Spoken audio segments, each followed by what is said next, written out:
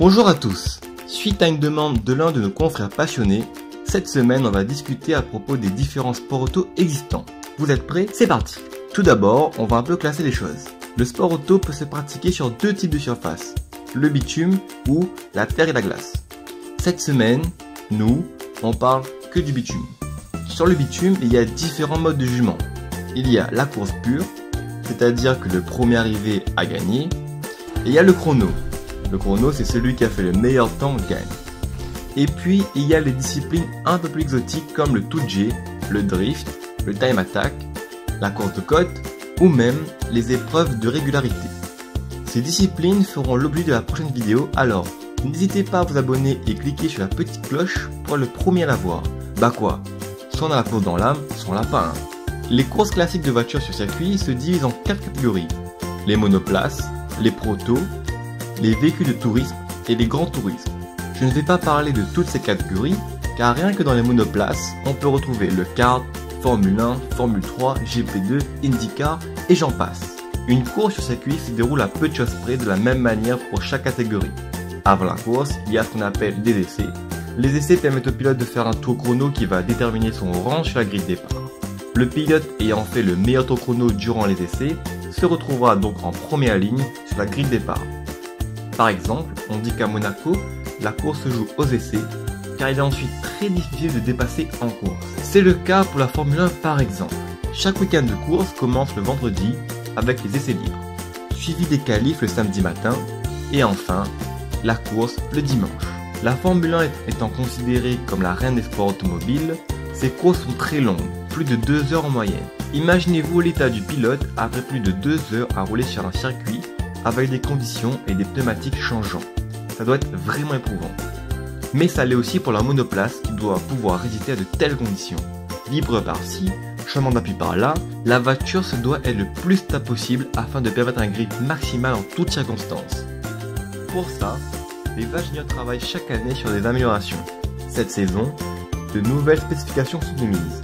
Les pneus prennent en largeur, passant à 405 et 305 contre 325 et 245.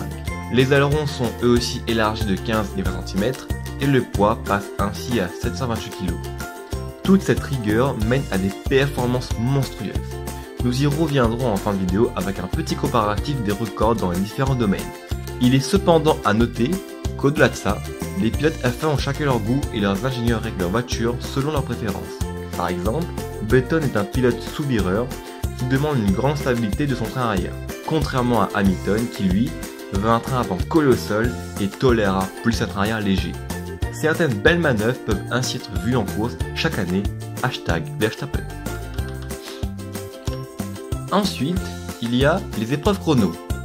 Et évidemment, la discipline du chrono, c'est le WRC. C'est quoi le World Rally Championship ou WRC pour les intimes? Et bah c'est des surhumains lancés en fond de 6 entre des arbres, sur terre, neige et bitume. Le rallye est très différent de la course sur circuit tant par les conditions que les aptitudes à avoir. En effet, le rallye demande une grande capacité d'improvisation. De plus, en rallye ce n'est pas un pilote qui gagne, mais bien un duo pilote et copilote. Comment se passe une épreuve WRC? Avant l'épreuve, 2 journées de reconnaissance sont organisées pour les équipages à bord de véhicules civils. Ces journées sont hyper importantes car le copilote doit tout noter.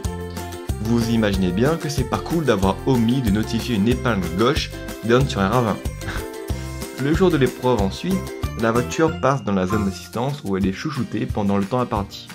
La voiture se pointe ensuite au checkpoint avec au maximum 1 minute de retard sous peine de prendre des pénalités. Ensuite, on se met sur la grille de départ et la course peut commencer. Une journée comporte 6 à 8 spéciales entrelacées de passage au stand. Le concurrent ayant fini tous les spéciales dans un temps minimum est désigné vainqueur. Cette année, les WRC vont changer. Premièrement, elles deviennent plus puissantes, 400 chevaux contre 300 chevaux l'année dernière, seront plus légères de 25 kg et seront équipées obligatoirement d'un différentiel central. Tout ça a pour but de raviver en nous les souvenirs d'un groupe B disparu. Espérons que le pari sera réussi. Au pays de l'oncle Sam aussi on s'est fait de la course. Les Américains étant friands de muscles, devinez quel est le sport mécanique le plus populaire? La NASCAR. Oui, ce sport qui donne le tournis. Les voitures de NASCAR c'est 1500 kg pour 800 chevaux avec un châssis spécifique et des renforts contre les collisions en course. 4 constructeurs se disputent chaque année dont Toyota qui les a rejoints en 2007. Résumé en une phrase à NASCAR, c'est 43 voitures effectuant 500 tours d'un ovale de moins d'1 km. La course dure environ 3h30, mais les nombreux arrêts de la course tiennent en haleine les spectateurs. De plus, en NASCAR, après les 26 premières épreuves, il y a la période The Chase. Lors de cette période, les 12 premiers pilotes se disputent le titre sur les 10 épreuves restantes. C'est donc un sport à fort rebondissement dont l'issue n'est jamais vraiment certaine. Saviez-vous qu'en NASCAR, 34 épreuves sur 36 se déroulent sur un ovale. Donc, il y a 2 épreuves qui se déroulent sur un circuit. Oui, les Américains arrivent à tourner le volant dans l'autre sens. Pour preuve, chez eux, on a l'IndyCar, et ça, c'est pas du sport de tapette. L'IndyCar, c'est un peu le bébé Formule 1 américain. Il s'agit d'une monoplace hyper rapide et légère. Contrairement à la F1 qui reste plutôt timide, les IndyCar, elles, se lâchent totalement. Des éléments aérodynamiques dépassent de partout, donnant à la voiture un air vraiment badass.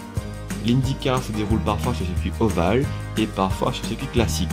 Par conséquent, les voitures sont ainsi renforcées afin d'éviter de gros dégâts dus à de possibles chocs qui peuvent survenir à plus de 300 km/h.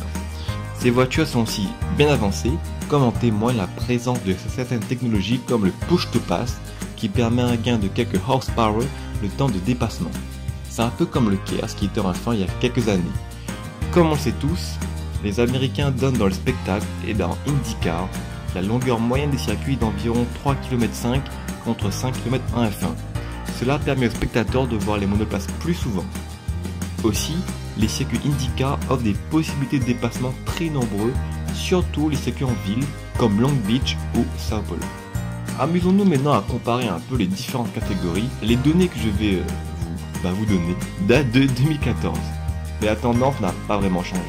Le record de vitesse est détenu par les IndyCar, elle pointe à 386 km/h environ contre 354 pour la F1, les NASCAR, les LMP1 et seulement entre guillemets 225 km/h pour les WRC.